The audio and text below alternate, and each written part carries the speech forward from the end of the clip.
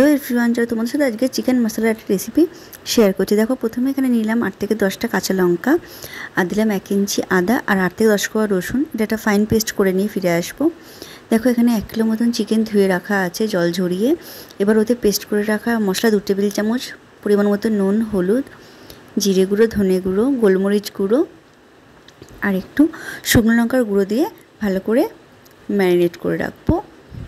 আর তারপরে এতে আমি অ্যাড করব 1 টেবিল চামচ সর্ষের তেল আর 1 টেবিল চামচ ভিনিগার দিয়ে আবারও ম্যারিনেট করে 30 মিনিটসের জন্য রেস্ট করতে দেব।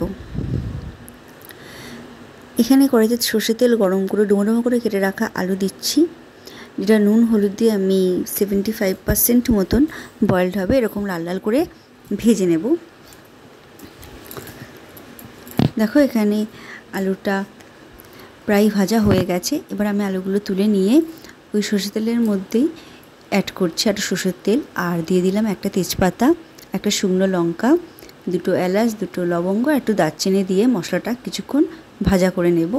যখনই মশলা ভাজা থেকে সুন্দর একটা গন্ধ বেরিয়ে আসবে, তখনই এতে আমি 4টে কুচিয়ে রাখা পেঁয়াজ অ্যাড করছি। এই রান্নায় আমি কোনো রকম পেঁয়াজ পেস্ট অ্যাড করব না, সেই জন্য এখানে কুচিয়ে রাখা পেঁয়াজের মধ্যে একটু বেশি করে পেঁয়াজটা আমি অ্যাড করে দিলাম। পেঁয়াজটা হালকা ব্রাউন কালার ভাজা হয়ে গেলে পেস্ট করে রাখা আদা রসুন কাঁচা লঙ্কাটা অ্যাড করব।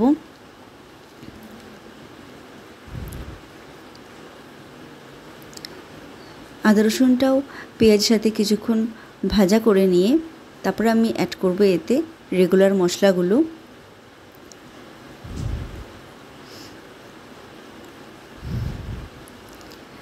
এখানে আমি দিয়ে দিচ্ছি পরিমাণ মতো নুন, হলুদ, জিরে গুঁড়ো, ধনে গুঁড়ো, শুকনো লঙ্কা গুঁড়ো দিয়ে আবারও ভালো করে মশলাটা কষিয়ে নেব। এখানে নুনটা একটু কম পরিমাণে আমি অ্যাড করেছি, কারণ যখন চিকেনটা ম্যারিনেট করছিলাম ওখানে আমি নুন দিয়েছিলাম, তাই জন্য। দেখো, মশলাটা প্রায় কষে এসেছে। এবার এতে আমি 2 মিডিয়াম সাইজের পেস্ট করে রাখা টমেটো অ্যাড করে দিচ্ছি, দিয়ে টমেটোটাও খুব ভালো করে মশলার সাথে কষিয়ে নেব। মশলা থেকে তেল ছেড়ে আসলে ম্যারিনেট করে রাখা চিকেনটা আমি অ্যাড করব, করে ভালো করে চিকেনটার সাথে মশলাটা মিশিয়ে নিয়ে ঢাকা দিয়ে রান্না করব, গ্যাসের ফ্লেম একদমই লোতে রেখে।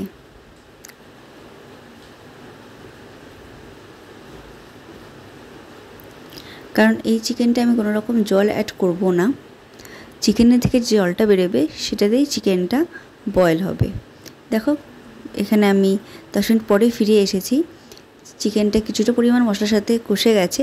এই পর্যায়ে আমি এখানে আলুটা অ্যাড করে দেব, কারণ আমি যেহেতু কোনো জল অ্যাড করব না, এতেই আলুটা চিকেনটা দুটোই বয়েলড হয়ে যাবে।